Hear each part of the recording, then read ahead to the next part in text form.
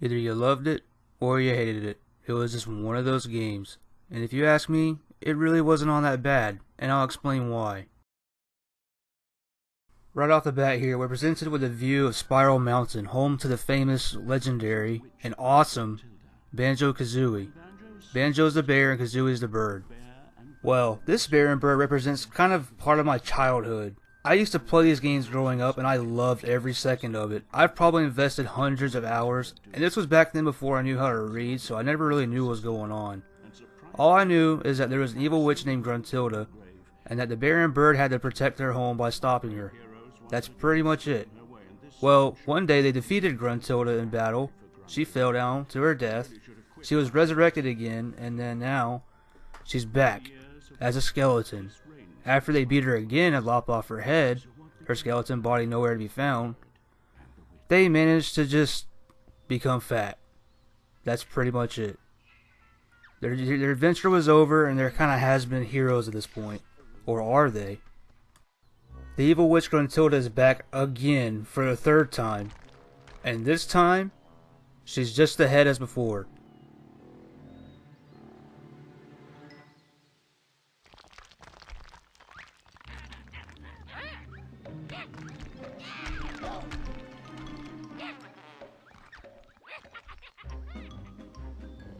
Banjo-Kazooie somehow hear the racket she's caused with those rocks falling, and I guess her kind of noises. That sounded like a laugh. Anyways, they're kind of startled by it, so Banjo and Kazooie decide, we're gonna go check it out.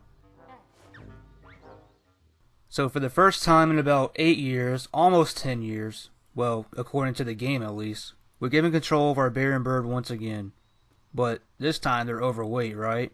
So Banjo kind of has this funny little wobbly run. He exclaims, "Wow, I should have ordered that small pizza." And he'll do this continuously if you don't go to the objective. The sworn enemies are about to go at it when suddenly somebody paused the game. Wait, what? How does this make any sense? And you see this guy approaching, right? Well, this is the guy who's going to change it all. The guy then introduces himself as the Lord of Games. And this guy proposes that these three, settle their differences by having a collection minigame? Okay, again?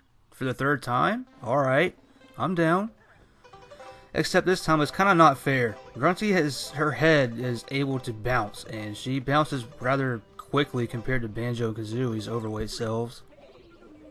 Lord of the Games then decides this is kind of hard to watch. Next, he proposes to take our heroes and our villain to another game world, where he opens up a portal door thingy, and, well, Banjo and Kazooie think that they're not in any shape to do this. Well, they're right, and neither is Grunty. So Lord of the Games changes them back to normal. Well, the old normal, where Banjo was kind of burly. Gruntilda gets a whole new body. It looks kind of familiar, but it's more mechanical now. So, I guess this is the new body that she somehow just gets out of nowhere? I don't know. Just roll with it. The Lord of the Games then summons two vehicles. One vehicle out of thin air, and the cool looking vehicle, well, unfortunately it gets taken by Grunty, so she's going to be driving that around for a while. Banjo-Kazooie get into this, thing I assume is a shopping trolley? Our brave heroes then race to the portal.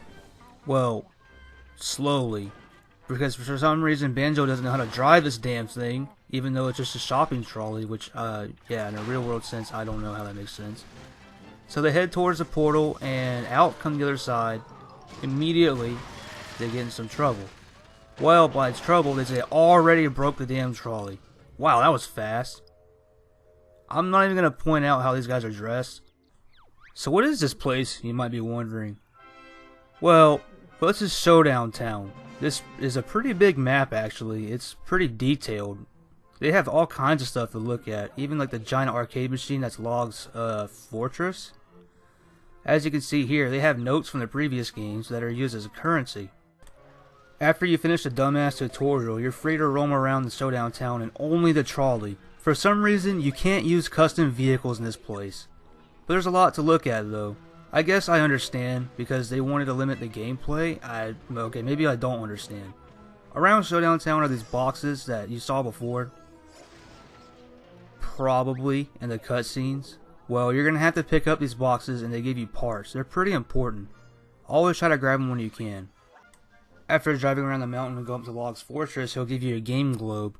This game globe unlocks the first act, and from there, it kind of gives you like a total of how many jiggies you're going to need to unlock the next acts.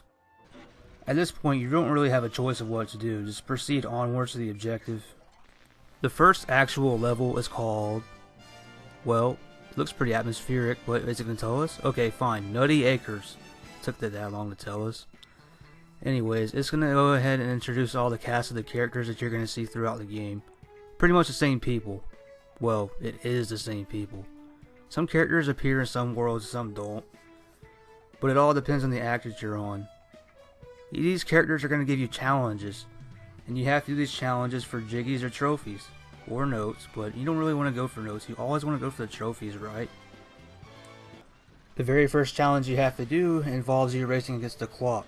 Well, that green guy Klungo thinks the place is on fire, so you need to go investigate it before it burns down. Interesting part. You see that meter at the top? You always want to stay in the blue or the gold. Never the red. The red will just give you notes. The yellow will give you jiggies, and the blue will give you a trophy. More on that later. I'm not going to cover the entire game, but I will just cover the beginning and tell you that all these challenges will eventually get very, very, very tough. Some of them are going to require you to build a very specific vehicle just for them. By some, I mean like most of them. But towards the end of the game, it gets ridiculous. I never actually got all the jiggies, even though I did finish the game, because there was like 3 or 4 trophies I was never able to get. Here's where half the fun of the game is at. Mumbo's Garage. This is where you can build cars, tanks, planes, jets, hovercrafts, you name it. Of course there are limits to the size of them, but there's really no limits of what you can make. You can make retarded machines, you can make pretty much anything you want. Just be sure that you pay attention to what you're doing. Because if you want a vehicle that actually works, you have to pay attention to the weight distribution, how far apart the wheels are, how much ammo you have for your weapons on your vehicle, if you have any. How many engines you have, like, determines how much fuel you burn and how fast you go. It's stuff like that. IGN said that this game had a learning curve. I have to disagree, because this is a kid's game, and I figured it out as a kid without really much effort. So, I don't know what they're talking about. I don't think there's a learning curve.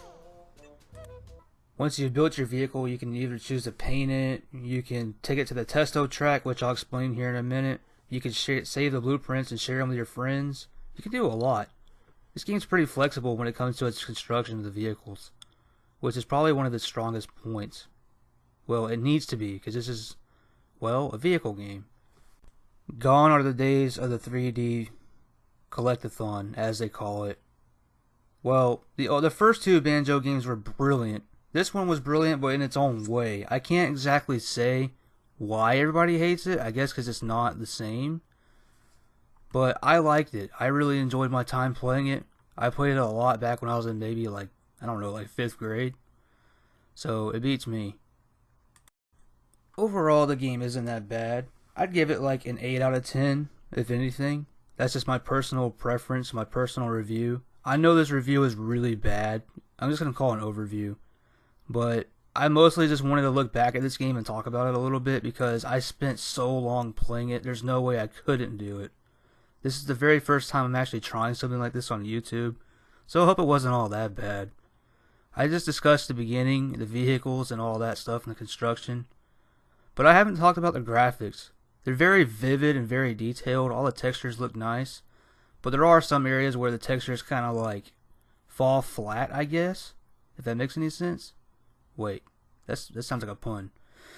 Anyways, there is a multiplayer component to this game, but it's very imperfect, and I suggest avoiding it unless you really just want to show your friends your vehicles. But this is 2017, this game came out in 2008, so I'm not sure if anybody's still playing it. I know I didn't talk too much about the music, the gameplay, the graphics, and all that stuff, but I strongly believe that this stuff you should experience for yourself. This game is on Rare Replay, and if you have money for that, I'd say buy it on Xbox One, because it's going to give you access to a bunch of stuff. Maybe I'll talk about Rare Replay in another video, but this is Banjo-Kazooie Nuts and Bolts. Maybe I'll talk about the previous ones. I don't know. Let me down below in the comments what you think, and I will get to work. Yes, this is a really terrible video. I'm strongly aware of that. I stayed up all night to working on it. I did not been able to sleep at all. But yeah, I'm gonna go get some rest, and peace out, guys.